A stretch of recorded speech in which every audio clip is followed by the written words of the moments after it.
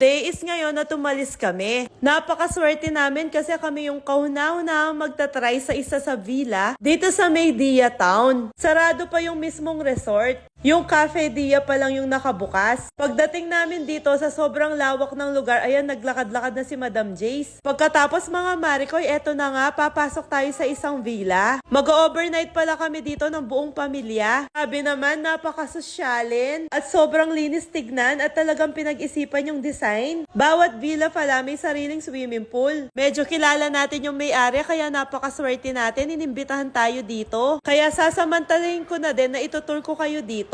O diba, napakaswerte nyo din kasi kayo din yung kauna-una ang makakakita at makakanood nito. Isang villa may 4 na kwarto. O diba, napakalaki. Halos lahat ng kwarto nga may view. Makikita mo yung Cafe Dia dito. Sa lahat ng resort na napuntahan ko mga Maricoy, ito na yata yung pinakamagandang nakita ko. Tignan nyo naman yung mga banyo nila. Parang nakakaya tuloy magbanyo. Sa sobrang linis tignan. May pagka-Korea-Koreano Bella din siyang style. Itong si Jace nga ayaw paawat. Lakad ng lakad na para bang siyang may-ari ng villa. Itong isang kwarto naman may pa-terrace pa. Actually, 2 kwarto pala yung may pa-terrace. Halos lahat yata. Ewan ko, di ko na nalilito na ako. Dito sa isang kwarto, matatanaw mo yung swimming pool. Katanaw ko nga sa swimming pool, parang gusto ko na mag-swimming. Tayo na nga, pagkababa namin, nag-swimming na yung mga Koreanas. Tapos itong si Jace naiinggit, gusto niya din mag-swimming. Tapos sabi ko sa pinsan ko, tingin siya na maiinom namin. O diba, may pa-cheers pa nga na para bang sosyalera talaga. Tulad ng sabi ko sa inyo kanina, si Jace para siya ang may-ari. Wala pa nga siyang takot na umaakyat sa hagdan. Tapos tinitignan niya yung bawat kwarto. At may pahiga-higa pa nga siya.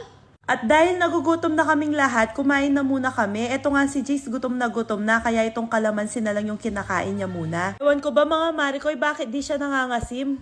At eto na nga yung mga in-order nilang pagkain. Napakaramit, napakasarap. Sira na naman ang diet mga Maricoy. Sabi pa nga ng pinsan ko, bukas na lang daw kami magda-diet. Kanin pa lang kasi parang ulam na. Pagkatapos namin kumain, bumalik na kami dito sa villa. At ayan na nga, busog na busog sila. Tapos dumating na din pala sila kuya ko. Yung 2 pamangkin ko naman, nauto ko sila. Sabi ko, massage nila ako. Ayan pala si Kuya Tenten at Ate Jessie. Hindi ko nga alam kung massage ba yung ginagawa nila o pinagtitripan nila ako. Ano naman si Kuya Tenten, ginawang mona yung mukha ko. Napakalambot naman daw kasi ng mukha ko. Sabi ko sa kanya, sobrang fluffy yan. Parang mamon lang yan. Kami makapag-swimming kasi umuulan, sobrang lamig. Napakaganda talaga ng mga villa dito, kumpleto na. Lahat ng gamit meron din, nagbibidyoke nga sila ngayon, kaya ang ingay ng voice over ko. Alam nyo ba, kanina pa din namin gustong magkape sa Cafe Dia, kaso simula kanina daw sobrang daming tao. Paano pa kaya kapag nag-opening na talaga yung Dia Town? Si Jace pala, masarap na yung tulog.